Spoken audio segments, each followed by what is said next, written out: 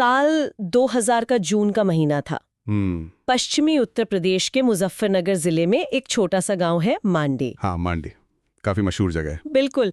तो वहाँ के कुछ लोग अपने खेतों में रोजमर्रा का काम कर रहे थे। बस मिट्टी की खुदाई चल रही थी और तभी अचानक कुदाल किसी कठोर चीज से टकराई। और फिर वहां से जो निकला? हाँ, जब वहां की मिट्टी हटाई गई तो नीचे से एक ऐसा खजाना निकला जिसने पूरे पुरातत्व जगत को हैरान कर दिया।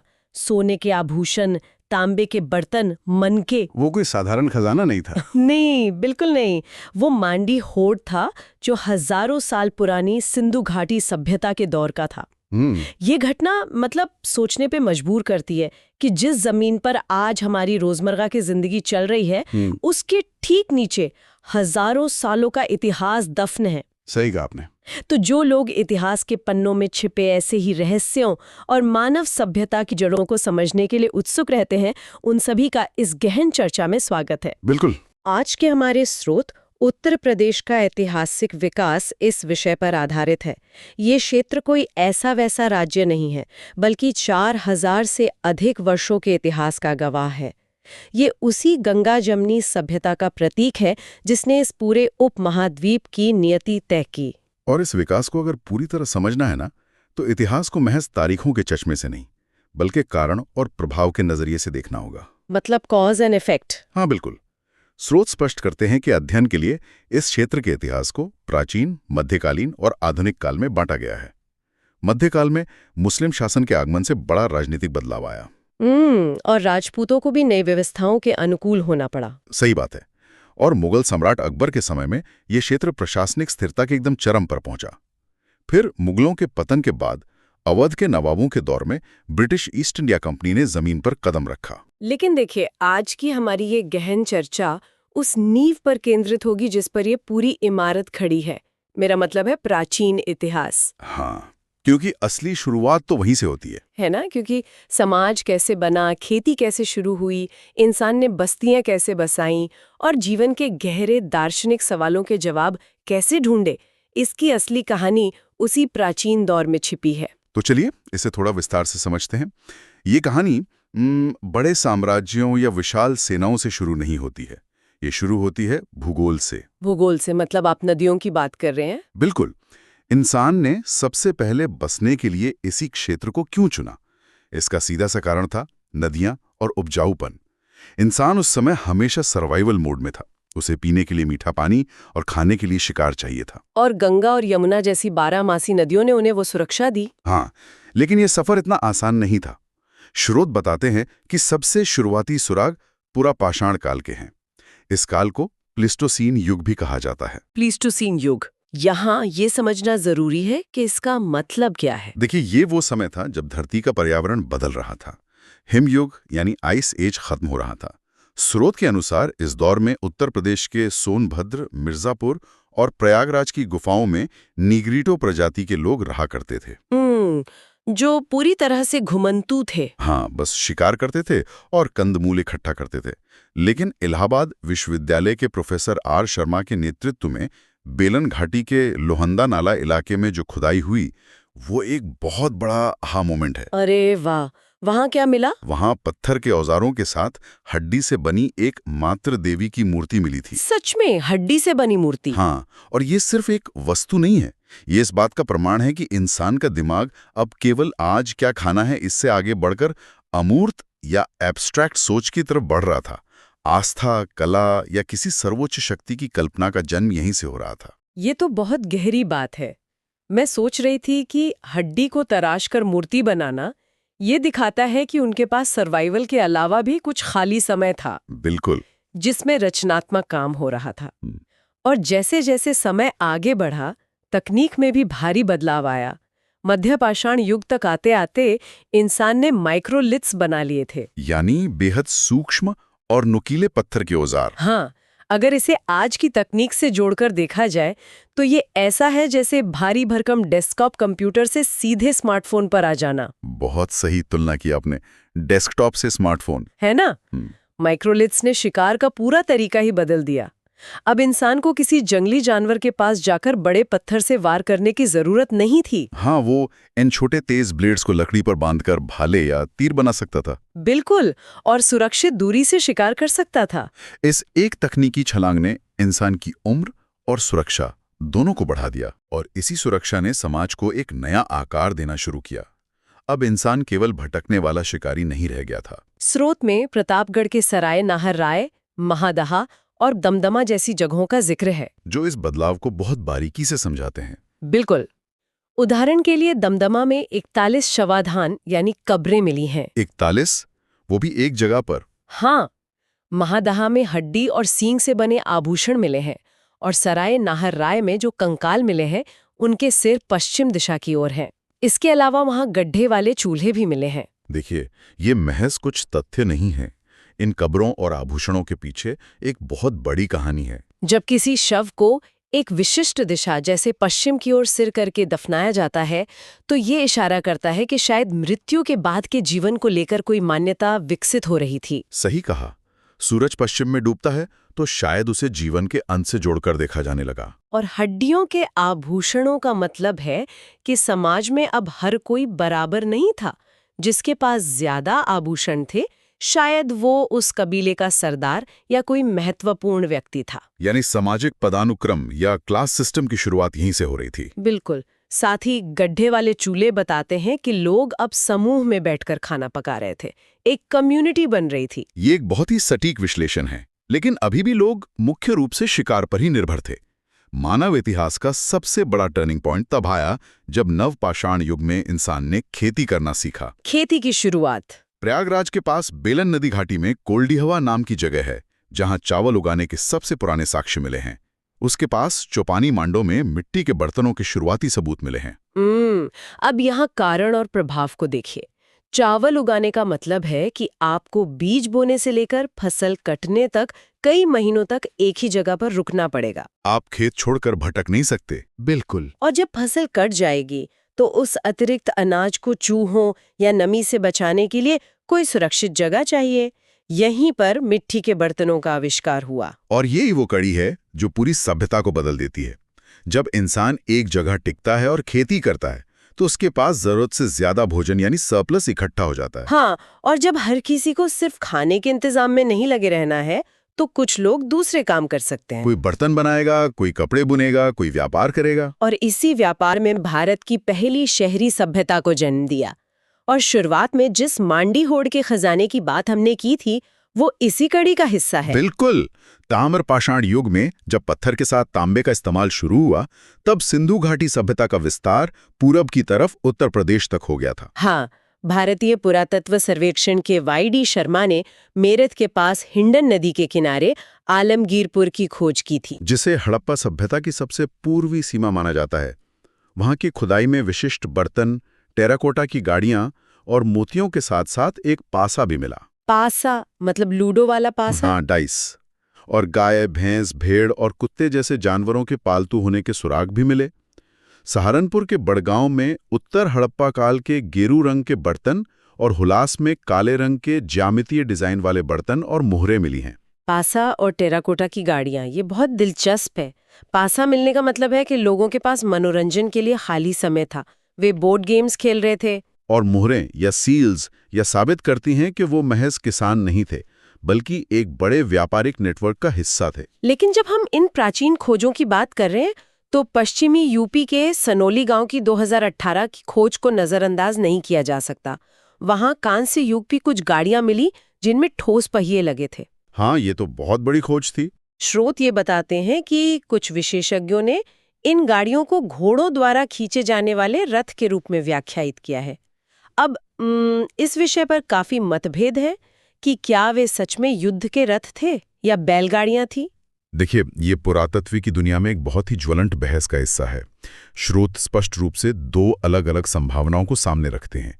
कुछ का मानना है कि उनकी संरचना और पहियों का डिजाइन घोड़ों द्वारा खींचे जाने वाले रथों का है, जो उस समय की युद्ध तकनीक को पूरी तरह से एक नया आयाम देता है। हाँ, वही दूसरी ओर कुछ विशेषज्ञ इन्हें एक उन्नत किस्म की गाड़ी मानते हैं, जो किसी अन्य जानवर द्वारा खींची जाती होगी। इस बहस में किसी एक पक्ष का समर्थन किए बिना जो सबसे महत्वपूर्ण बात सामने आती है वो ये है कि सनौली के लोगों के पास लकड़ी और धातु के काम की अत्यंत उच्च कोटि की तकनीक थी। बिल्कुल। और यही वो समय था जब एक व्यापक सांस्कृतिक संक्रमण हो रहा था। लगभग 1500 से 600 ईसा पूर्व के बीच वैदिक काल की शुरुआत हुई। ये वो दौर था जब उत्तर प्रदेश आर्यावर्त का प्रमुख हिस्सा बन गया। ऋग्वेद, यजुर्वेद, सामवेद और अथर्ववेद जैसे ग्रंथों की रचना इसी भौगोलिक क्षेत्र में हुई, जिन्होंने भारतीय दर्शन, समाज और रीति रिवाजों का आधार तैयार किया। और इसी काल के अंत में एक नई संस्कृति पनपी जिसे उत्तरी काले पॉलिशदार बर्तन यानी NBPW संस्कृति कहा जाता है। हस्तिनापुर और कौशाम्बी जैसे नगरों का उदय इसी समय हुआ। हाँ, लेकिन यहाँ एक बात समझनी होगी। ये काले पॉलिश वाले बर्तन कोई रोजमर्रा के इस्तेमाल वाले आम बर्तन नहीं थे। इनकी चमक और बनावट बताती है कि ये लौह युग के फाइन चाइना थे। Fine China? हाँ, मेरा मतलब है उच्च वर्ग या अमीरों के बर्तन। इसका सीधा मतलब है कि समाज में अब अमीर और गरीब का, राजा और प्रजा का भेद बहुत स्पष्ट हो चुका था। बहुत सही पॉइंट है। और ये समाज इतना बड़ा और शक्तिशाली कैसे बना? इसके पीछे एक बहुत बड़ा तकनीकी चमत्कार छिपा है। लोहा। वैदिक काल ने दार्शनिक और सामाजिक जड़ें तो जमा दी थीं, लेकिन नगरीकरण के दूसरे चरण और विशाल साम्राज्यों के निर्माण के लिए तांबा या कांसा काफी नहीं था। इससे प्राचीन दुनिया की औद्योगिक क्रांति कहना गलत नहीं होगा। बिल्कुल नहीं। सिंधु घाटी सभ्यता मुख्य रूप से पश्चिम के उन इलाकों में थी जहां बारिश कम होती थी और जंगल उतने घने नहीं थे। लेकिन गंगा के मैदानों की मिट्टी सख्त थी। यहाँ की वनस्पतियां और जंगल बेहद घने थे। हाँ, और तांबे या कांसे की कुल्हाड़ी से आप इन जंगलों को साफ नहीं कर सकते थे। वो धातु मुड़ जाती थी। लोहे ने सब कुछ बदल दिया। लोहे की कुल्हाड़ियों ने बड़े पैमाने पर जंगलों को काटना संभव बनाया, और सबसे अहम बात, लोहे के फाल वाले हलों ने गंगा की उस उपजाऊ लेकिन सख्त मिट्टी को गहराई तक जोतना मुमकिन कर दिया, जिससे धान या चावल का उत्पादन कई गुना बढ़ गया। एकदम सही, सटीक तर्क है। और इसी लोहे और प्रचुर जल संसाधनों ने एक ऐतिहासिक भौगोलिक स्थानांतरण कर दिया। राजनीतिक और आर्थिक सत्ता का जो केंद्र पहले उत्तर पश्चिम भारत यानी सिंधु घाटी में था, वो अब पूर्व की ओर खिसककर गंगा यमुना के मैदानों में आ गया। प्रचुर मात्रा में लौह अयस्क और उपजाऊ भूमि की वजह से। हाँ, 6ठी और 4ठी शताब्दी ईसा पूर्व के बीच समाज इतना समृद्ध हुआ कि पूरे भारतीय उपमहाद्वीप में 16 महाजनपद उभरकर सामने आए। स्रोत इस बात पर जोर देते हैं कि उन 16 विशाल साम्राज्यों में से आधे यानी 8 महाजनपद केवल आज के उत्तर प्रदेश में स्थित थे। 8 महाजनपद? हाँ, इनके नाम हैं कुरु, पांचाल, काशी, कोसल, सूरसेन, चेदी, वत्स और मल। 16 में से 8? ये तो ऐसा है जैसे प्राचीन दुनिया की आधी अर्थव्यवस्था और सत्ता का एकाधिकार केवल एक ही राज्य में केंद्रित हो गया हो। बिल्कुल, ये कोई आम बस्तियां नहीं थीं। इनके चारों ओर विशाल दीवारें थीं, अपनी स्थायी सेनाएं थीं, टैक्स वसूलने का एक पूरा प्रशासनिक ढांचा था। लेकिन यहाँ एक मनोवैज्ञानिक और सामाजिक मोड़ भी आता है। वो कैसे? जब किसी समाज के पास अपार संपत्ति आ जाती है, जब सर्वाइवल की चिंता खत्म हो जाती है, तब इंसान के भीतर एक खालीपन या गहरे सवाल उठने लगते हैं। समाज में जब व्यापार बढ़ा तो व्यापारियों का एक बहुत ही अमीर वर्ग पैदा हुआ जिसे श्रेष्ठी कहा जाता था। लेकिन वैदिक कर्मकांड और यज्ञ बहुत महंगे और जटिल हो चुके थे। हाँ। आम लोगों और इन नए अमीर व्यापारियों को एक ऐसे दर्शन की तलाश थी जो सरल हो। इसी सामाजिक आर्थिक उथल-पुथल ने नई विचारधाराओं और धर्मों को जन्म दिया। और यहीं से दार्शनिक जागरण की शुरुआत होती है। आमतौर पर यह माना जाता है कि बड़े विचारक और तपस्वी जंगलों में शांति की तलाश में जाते हैं। हाँ, अक्सर यही सोचते हैं हम। लेकिन अगर इतिहास को ध्यान से देखा जाए तो बौद्ध और जैन धर्म जैसे महान आध्यात्मिक आंदोलनों ने जंगलों की बजाय इन शोर शराबे वाले हलचल भरे शहरी केंद्रों यानी महाजनपदों में ही अपनी जड़ें सबसे ज्यादा मजबूत की। अच्छा, शहरों में क्यों? किसी भी नए विचार या धर्म को फैलने के लिए श्रोताओं की आवश्यकता होती है। शहरों में वो बौद्धिक दर्शक वर्ग मौजूद था जो इन नए विचारों पर बहस कर सकता था, तर्क वितर्क कर सकता था। बिल्कुल। इसके अलावा भिक्षुओं के रहने के लिए बड़े मठों और विहारों के निर्माण के लिए बहुत ज्यादा धन की जरूरत थी। ये धन उन शहरों के समृद्ध व्यापारियों और राजाओं ने ही दान में दिया। ये एक बहुत ही व्यवहारिक नजरिया है। यानी दर्शन को फलने फूलने के लिए एक मजबूत अर्थव्यवस्था की जरूरत होती है। अगर बौद्ध धर्म की बात करें तो उत्तर प्रदेश इसका सबसे बड़ा केंद्र रहा है। हाँ, वाराणसी के पास सारनाथ का उदाहरण ही ले लीजिए। ज्ञान प्राप्ति के बाद बुद्ध ने अपना पहला उपदेश अपने 5 भिक्षुओं को यहीं दिया था, जिसे धर्म चक्र प्रवर्तन कहा जाता है। और आज भी वहां मौजूद विशाल धमेक स्तूप इस बात की गवाही देता है कि उस समय का समाज इस नए विचार को कितना महत्व दे रहा था। और श्रोत में श्रावस्ती का विशेष रूप से उल्लेख है। कोसल राज्य की राजधानी श्रावस्ती में बुद्ध ने अपने जीवन का सबसे लंबा समय बिताया था, लगभग 25 साल। 25 साल बहुत होते हैं। हाँ, उन्होंने जेतवन मठ में 19 और पुब्बारा मठ में 6 वर्षा ऋतुएं बिताईं। ये कोई संयोग नहीं है कि उन्होंने सबसे ज्यादा उपदेश भी यहीं दिए, क्योंकि श्रावस्ती उस समय का एक बहुत बड़ा और समृद्ध व्यापारिक केंद्र था। इसी तरह कुशीनगर, जहां बुद्ध ने महापरिनिर्वाण प्राप्त किया, वहां मल्लों द्वारा निर्मित 49 फीट लंबा रामभर स्तूप है। कपिलवस्तु, जिसे आज सिद्धार्थनगर के पिपरावा से जोड़ा जाता है, वो राजा शुद्धोदन की राजधानी थी, जहां सिद्धार्थ बड़े हुए। कौशाम्बी का भी एक अलग ही रुतबा था। प्रयागराज के पास स्थित यह शहर बौद्धों के लिए उच्च शिक्षा का एक बहुत बड़ा केंद्र बन गया था। वहां हुई खुदाई में अशोक स्तंभ और भव्य मठों के खंडहर मिले हैं, जो ये बताते हैं कि शिक्षा के लिए कितना बड़ा ढांचा खड़ा किया गया था। और तो और फर्रुखाबाद के संकिसा के बारे में किंवदंती है कि बुद्ध स्वर्ग से अपनी मां को उपदेश देकर यहीं धरती पर उतरे थे। इन सभी स्थानों का महाजनपदों की राजधानियों या व्यापारिक मार्गों पर होना ये साबित करता है कि धर्म और तत्कालीन अर्थव्यवस्था एक दूसरे से गहराई से जुड़े हुए थे। देखिए, ये बात सिर्फ बौद्ध धर्म पर ही लागू नहीं होती। जैन धर्म का विकास भी इसी पैटर्न को फॉलो करता है। बिल्कुल।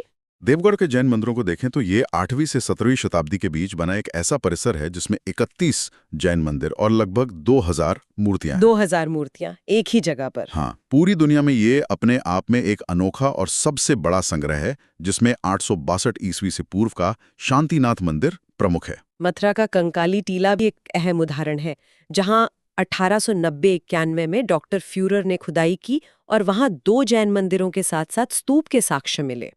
अगर तीर्थंकरों की जन्मभूमि की बात करें तो अयोध्या सिर्फ एक पौराणिक शहर नहीं रह जाता। जैन धर्म के संस्थापक और पहले तीर्थंकर ऋषभनाथ का जन्म अयोध्या में हुआ था। और सिर्फ पहले ही नहीं, बल्कि दूसरे, चौथे, 5वें और 14वें तीर्थंकरों का जन्मस्थान भी अयोध्या ही है। और काशी यानी वाराणसी का महत्व भी कम नहीं है। 872 ईसा पूर्व में 23वें तीर्थंकर पार्श्वनाथ का जन्म काशी में ही हुआ था। साथ ही 7वें और 11वें तीर्थंकर भी यहीं से थे। इन सभी दार्शनिक क्रांतियों ने समाज के सोचने का नजरिया पूरी तरह बदल दिया था। बाद में जब मौर्य काल आया तो सम्राट अशोक ने जो जन कल्याण के कार्य किए, जैसे सड़कें बनवाना, अस्पताल खोलना, स्तूप बनवाना, हाँ, ये उसी दार्शनिक सोच का प्रशासनिक रूप था।